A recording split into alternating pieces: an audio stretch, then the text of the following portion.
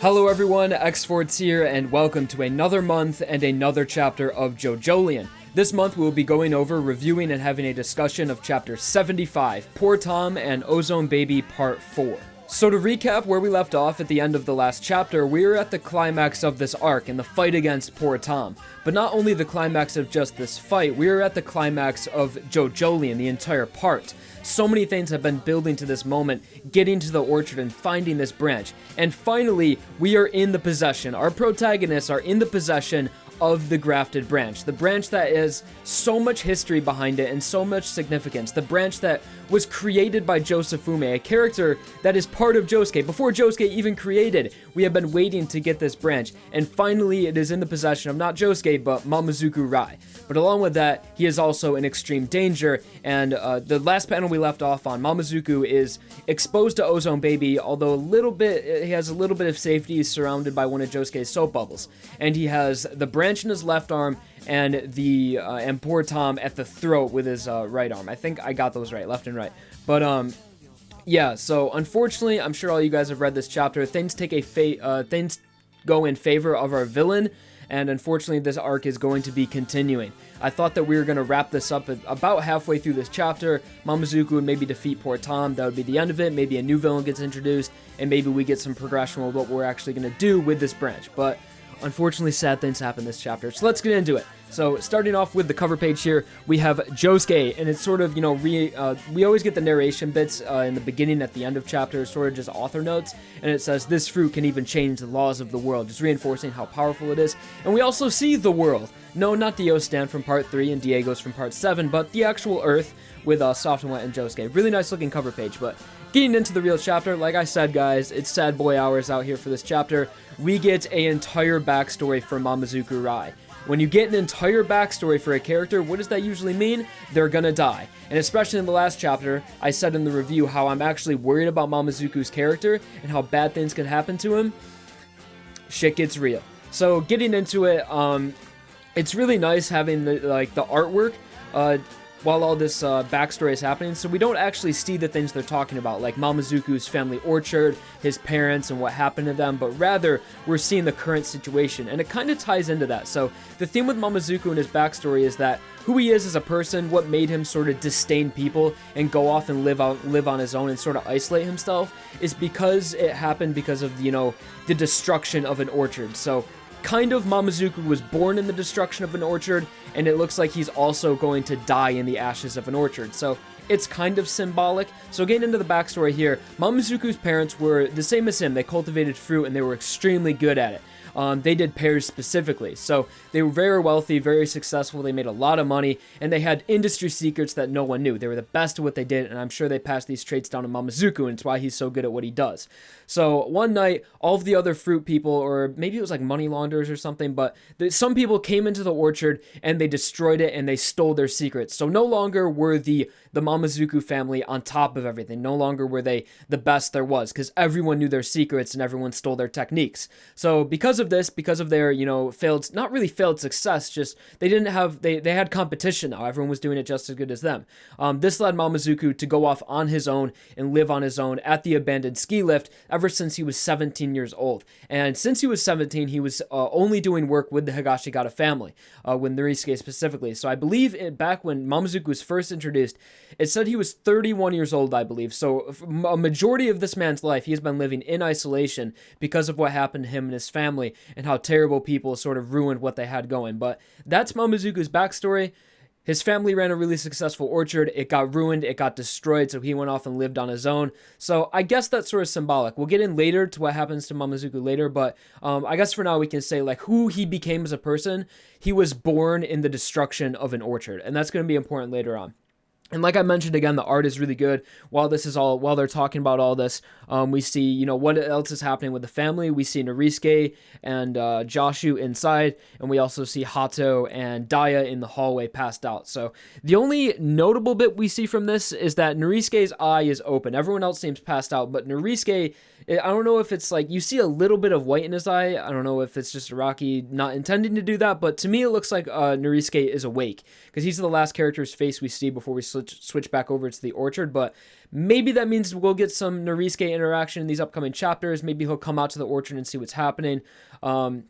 But that's what the chapter starts off with. A big backstory of Mamezuku, big exposition, and it's unfortunate because, like, his backstory is, like, I don't know, man. It's just, I'm not that connected to it. It's like, oh, like, you know, your family was still successful. It's just like, you know, their secrets got leaked out. It's not like no one got hurt. His parents weren't murdered horrifically. It's just like their secrets got leaked out. And this led Mamezuku to just go live on his own. So Mamezuku's backstory is like, it's all right, but it's not great. It's nothing like, you know, it's no reason to try to be like, oh, Mamezuku, like, I feel so bad for him. It's just like, no, that's just what led him to become the person he is. So now finally getting into the meat of this chapter, and this chapter is just a fight. This chapter is just a full-out fight. There's no big exposition of, you know, explaining abilities like, oh, my doggy style can do this, and here's like 5 Snapple facts related to doggy style, or there's no, you know, random facts about air pressure. No, all that's out of the way. It's time for a fight. And we see Mamezuku again. The branches look so good. Like, I feel like a lot of people go through these chapters quick.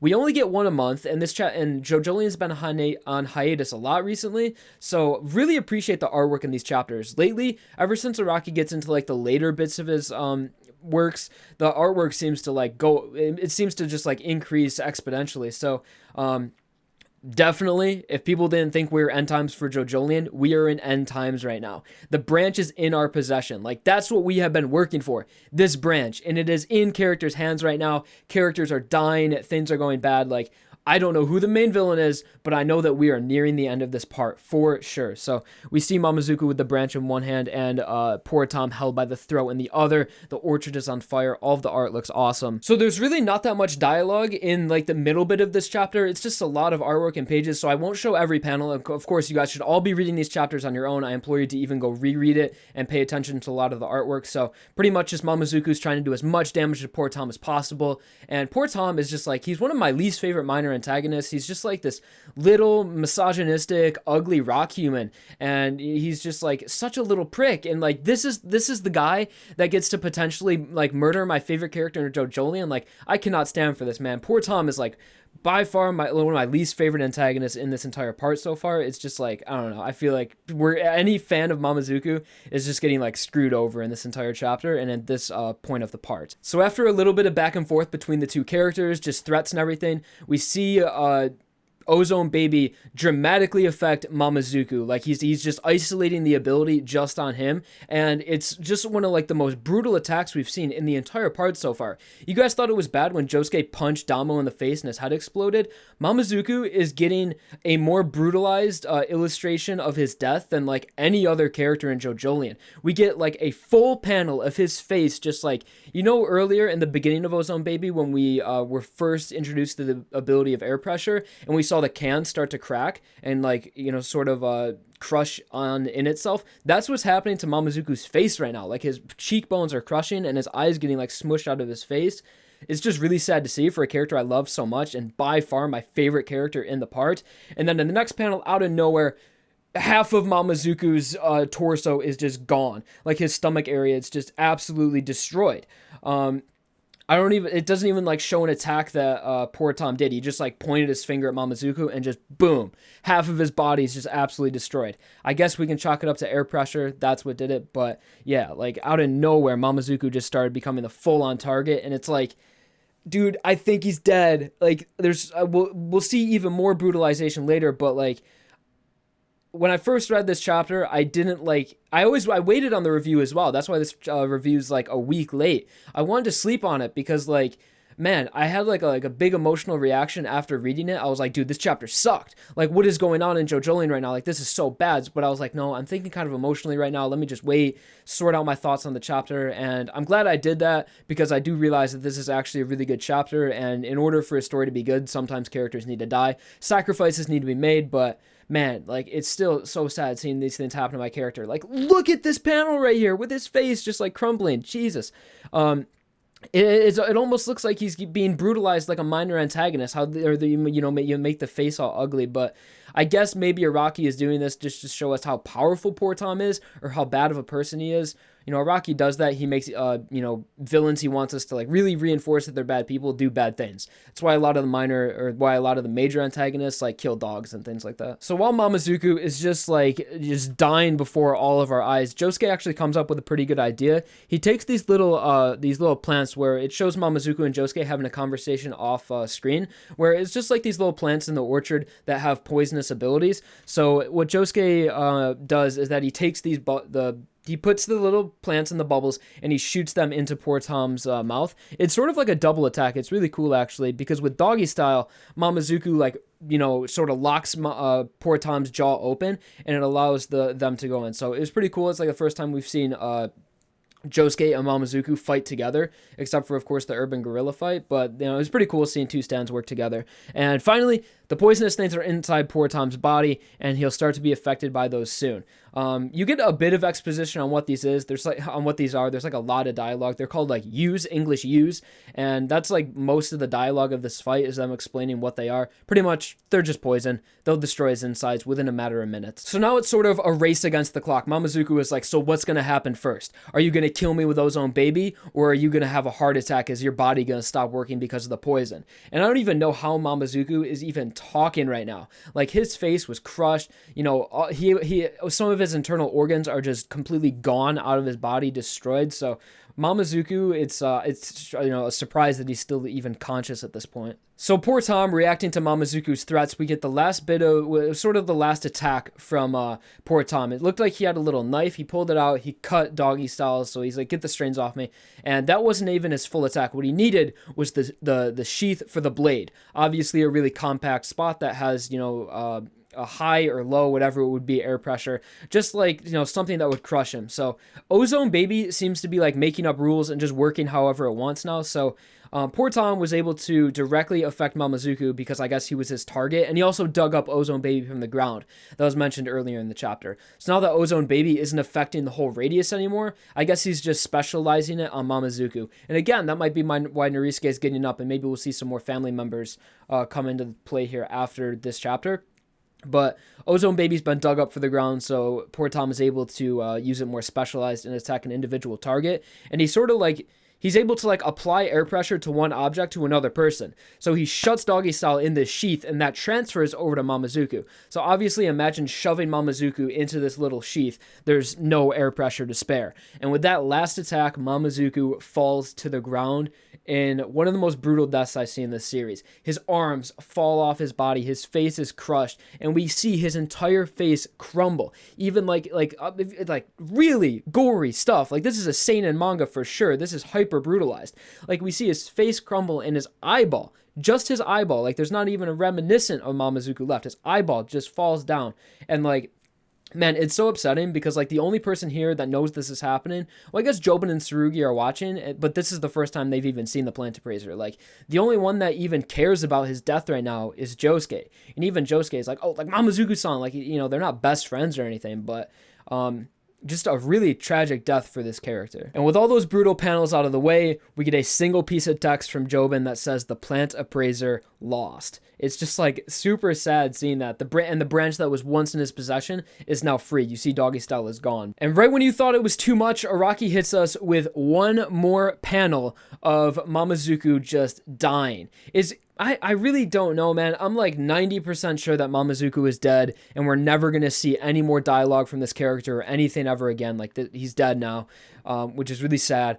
My favorite character in JoJolion by far, and he ends up being the only protagonist that dies in the part, or the only sort of good character, like good guy character, you know, that ends up dying, at least so far. But one interesting thing about when he dies is that he is breaking down in a strain, and you see doggy style activated. Doggy style is behind him, and then you see his eyeball like attached to strain, and his body just sort of melts on the ground. So the only thing that maybe is the 10% that he might still be alive is that doggy style is just breaking his body down. You know, obviously he's being affected by the air pressure, but maybe Mamezuku can counter that by turning his body into strain, something that could fit and could survive in the air pressure of just that sheath. So maybe Mamezuku is turning his entire body into strain right now, and maybe we'll see him reform, but We saw back before, Mamezuku is not able to heal himself. Anytime he loses a body part, it's gone. Like, he lost his thumb in the urban gorilla fight, and he lost a big chunk of his side. So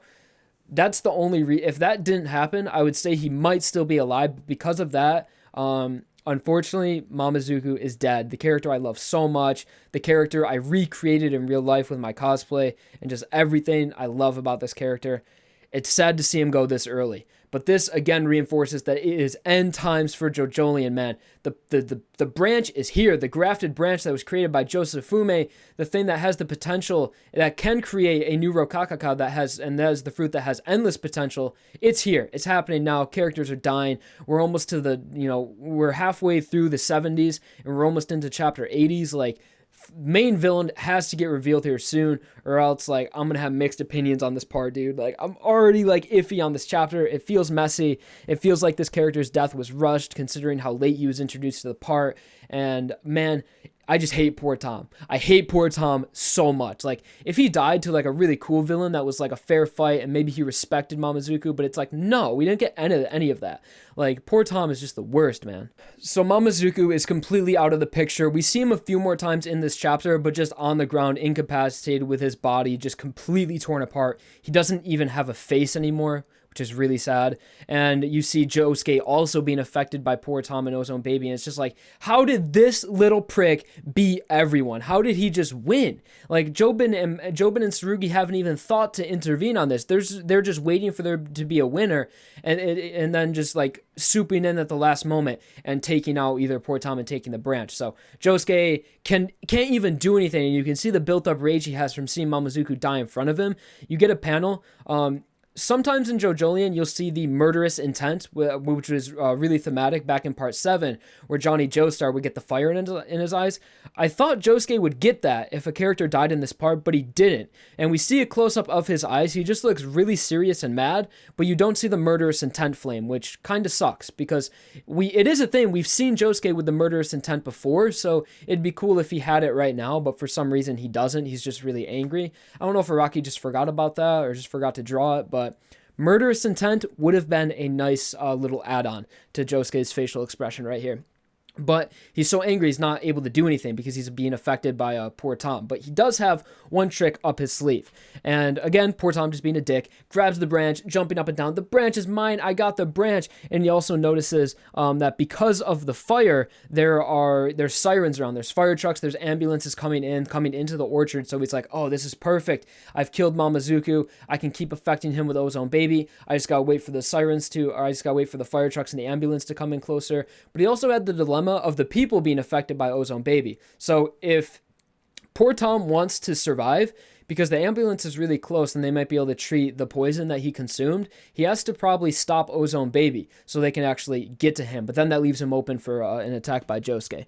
But the last attack we see Josuke shoot off right before, this should just KO poor Tom. I can't wait for the next chapter to see this character dead and then make a new Rokakaka and somehow bring Mamezuku back to life. That is what I want to happen. But you see poor Tom, like, seeing double, like he's almost passed out, and we see this last attack by Josuke, and it's really interesting because it reminds me a lot of a pose we've seen from, like, Johnny before. Again, it would have been really cool if we saw the murderous intent like Johnny, but the thing that we see Mamezuku do is that he puts his hands like this, like he's making like a Kamehameha. It reminds me of the super spin that Gyro uses from part 7 in a Silent Way fight when they're underwater. So Josuke has an object. We don't know what it is.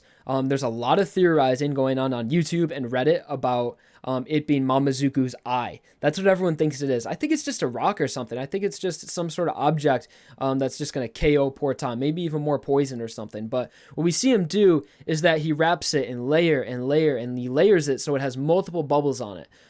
So as he shoots it out, and when he shoots it out with his finger, that's what reminds me of Johnny. It looks so much like a Johnny pose, and especially it shows another close-up of his face looking up on it like that. Totally reminds me of Johnny. It's awesome. And before he does this, it's like he has to have a plan, and he's definitely working off emotions here because he says, Mamezuku-san, Hali-san, and he sees both of them in his head, and then he shoots out this last attack. So we don't know what is in this ball, but as it gets closer and closer to poor Tom, the layers keep popping and popping and popping, but by the end of the chapter, we don't even see what it is necessarily, but we know it's round. And Mamezuku's eye was emphasized, that just his eye, but I don't know, man. What would he do with an eye? Josuke shooting Mamezuku's eye, like, it has to be like a rock or something, or just another piece of poison. And another interesting aspect about this, why people are like relating it to the spin, is that it's changing directions. Every single time a bubble pops, it will swoop around, it will change directions, and poor Tom won't be able to follow it. So I don't know, is Josuke a spin user? Probably not. It's probably just the way Ozone Baby's working in tandem with the bubbles. But before Mamezuku died, obviously, he did mention about string theory and how Mamezuku's not Mamezuku, but how Josuke's soap bubbles aren't actually bubbles. They're just a cord spinning around and round. I'm not even going to try to think of how that is applicable to that situation, but I'm sure that is going to come into play, and that's going to explain however these end up working. So, like, Araki always comes up with these weird connections that are just totally unpredictable, but somehow the soap bubbles being a cord is going to play into this attack. I'm like 90% sure. And with the ball getting closer and closer to poor Tom, only a few layers left, the chapter ends. Completely ends, and the ambulances are behind poor Tom, and it says to be continued. And also JoJolion is going to be on hiatus next month. It really sucks. We are already into April this year, and we have only had 2 chapters of JoJolion. It's been on hiatus for half the year now, or maybe 3. Did we have 3? Because we didn't have one in January, then February, March. Okay, we've had 3 chapters this month, but we're not getting a chapter next month, which sucks. But it says who will take control of the ultimate power, hopefully our heroes. But that's how the chapter ends.